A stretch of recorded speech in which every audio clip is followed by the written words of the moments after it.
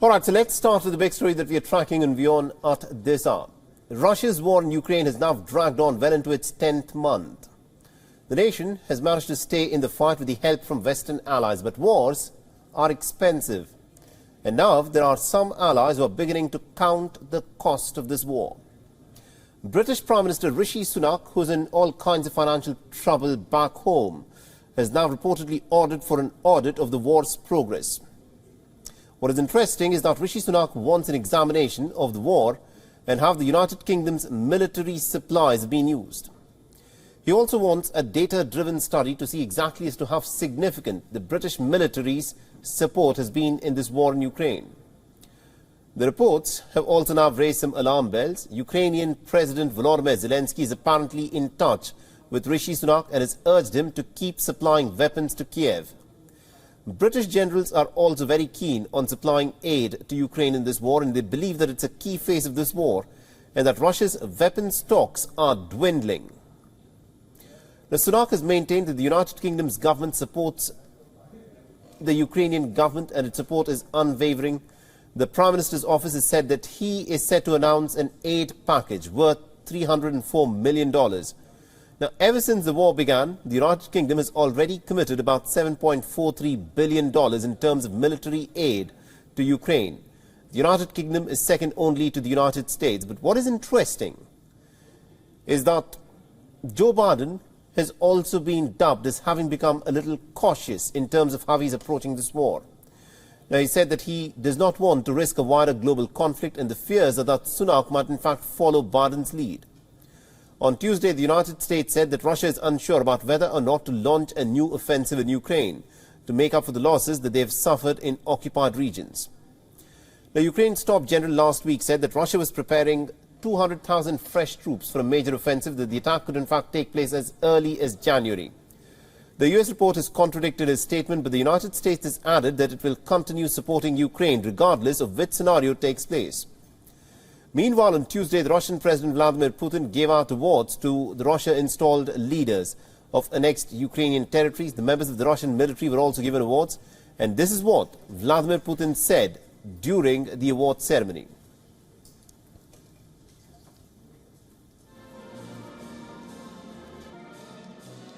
Всегда страна, да и каждый человек, если он развивается, идет вперед, преодолевает какие-то трудности на этом пути.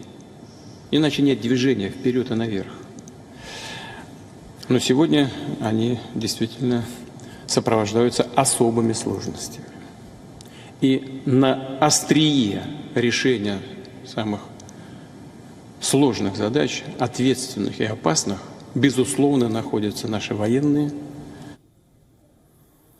Now, Vladimir Putin is in fact admitting that Russia faces particular hardships and difficulties that need to be overcome. Now, Putin has also said that maximum composure and concentration of forces is required of Russia's counterintelligence operations. And it is a rare admission that the war in Ukraine is not going well for the Russians as they look at things.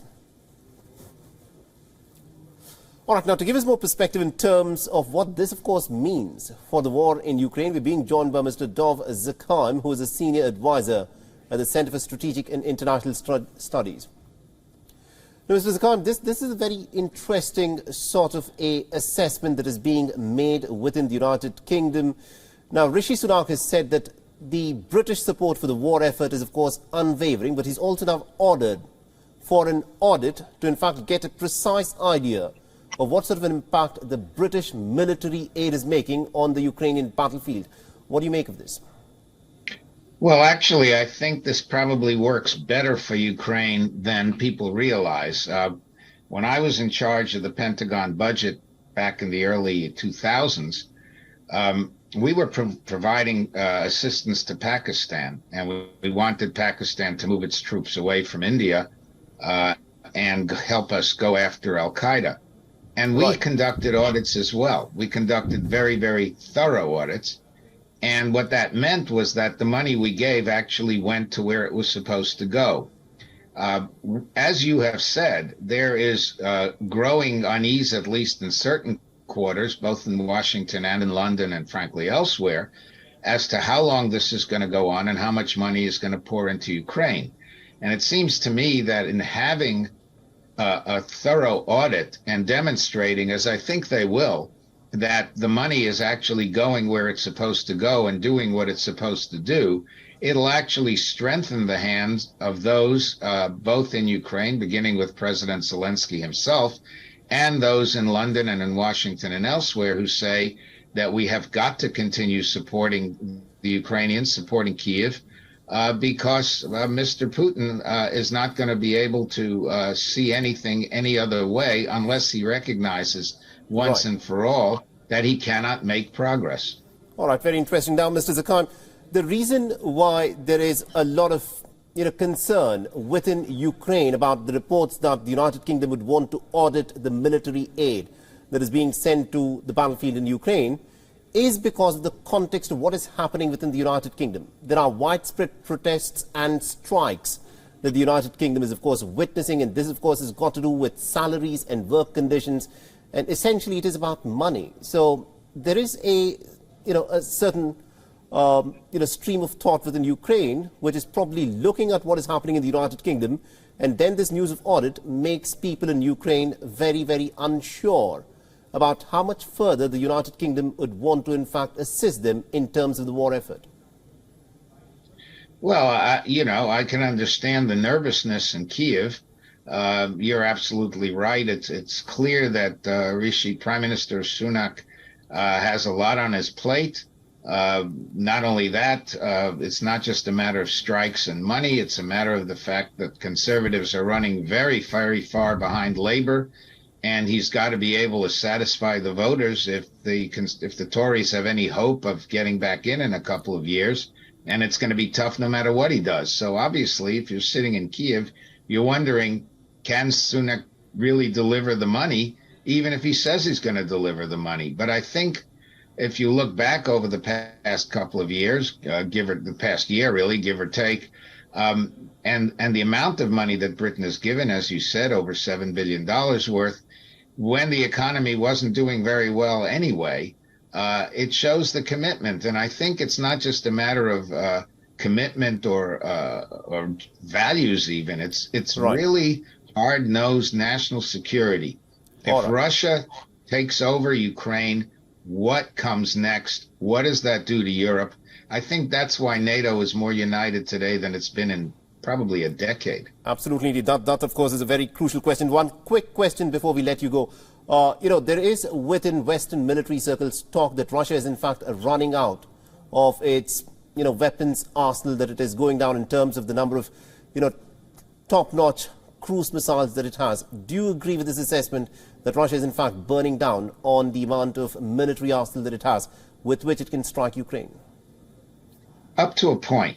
The Russians clearly are not only losing their high-tech stuff, using it up, but also using up, for instance, their artillery tubes, which are burning out, which is forcing them to rely on the North Koreans and on the Iranians to help them out. But what has to be remembered as well, and I think this may be motivating Mr. Putin, is that if you recall, in World War II, the Germans advanced very, very far into Russia.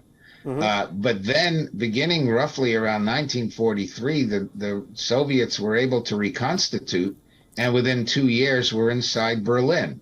Right. And so I suspect Mr. Putin thinks he can hold out. Now, the circumstances are quite different. He's under sanctions. His supply chain is drying up. It's not clear how much aid he will get beyond the levels he's getting from Iranians and North Koreans and so on. So I suspect that he's under a serious illusion as to whether he can indeed hold out.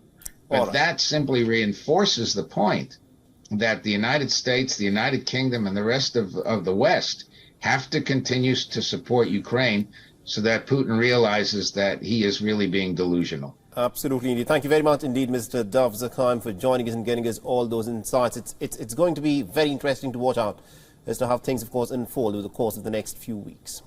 WION is now available in your country. Download the app now and get all the news on the move.